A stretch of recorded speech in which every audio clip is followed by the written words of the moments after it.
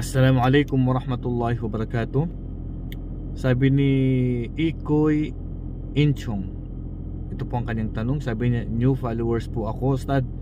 May tanong po ako. Ako po ay nagtatrabaho sa printing shop. Minsan po, Ustad, may customer ako na nagpapagawa ng picking ID. Haram po ba?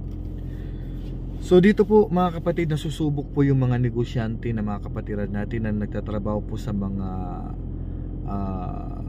gumagawa ng mga ID, gumagawa ng mga diploma o anumang mga dokumento na ginagamit po sa ating bansa o kaya mga ika nga ay mga IDs, diploma na ginagamit po sa ating bansa para sa mga transaction po.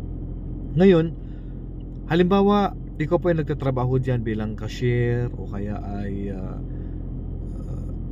nagpo-print lamang o kaya pag-aari mo yan. So ang tanong dito, pag alam mo na yung tao na yan na nag-order sa'yo ay gusto niya magpagawa ng picking ID, picking certificates o anumang mga dokumento ng mga piki, siyempre unang-una haram yan, bawal po yan.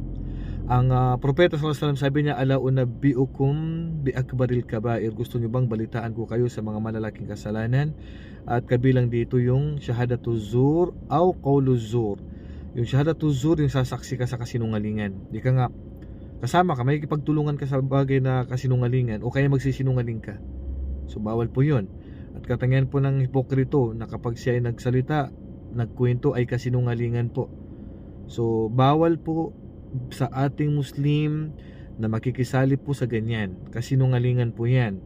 At kabilang po yan sa malalaking kasalanan, siyempre mga kapatid, dahil hindi po kailanman magiging katangian ng isang mananampalatayang Muslim ang pagsisinungaling po. At siyempre yan din po ay pandaraya. Yes, pandaraya din po yan. Ang propeta sallallahu alaihi wasallam sabi niya sa hadis al-Qudsi, sinabi ng Allah subhanahu wa ta'ala, sabi ng Allah, inni haramtu dhulma ala nafsi fala tadalamu. Sabi ng Allah subhanahu wa ta'ala, ipinagbawal ko sa aking sarili ang pandaraya, kaya huwag kayong magdayaan. Kaya naman mga kapatid, gusto mo mang kumita at sasabihin mo man na hindi naman ikaw yung mandadaya dahil siya naman hindi, kasama ka rin sa dadaya. Unang-una, sa batas sa mundo pwede kang makulong. Sa kabilang buhay, lalong-lalo na sa haharap ka sa Allah subhanahu wa ta'ala na ikaw ay kabilang sa mga dumadaya. At kahit sabihin mo pa na hindi ikaw ang dadaya, hindi naman ikaw ang gagamit ng ID, siyempre tinutulungan mo siya. Ang Allah subhanahu wa ta'ala, pinagbawalan na tayo magipagtulungan sa gawaing kasalanan o kasamaan.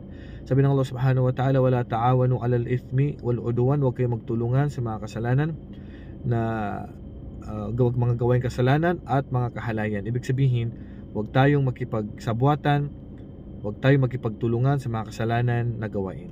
So iwasan po mga kapatid, mas maganda mawala ng customer kaysa makikisali po tayo sa pandaraya po.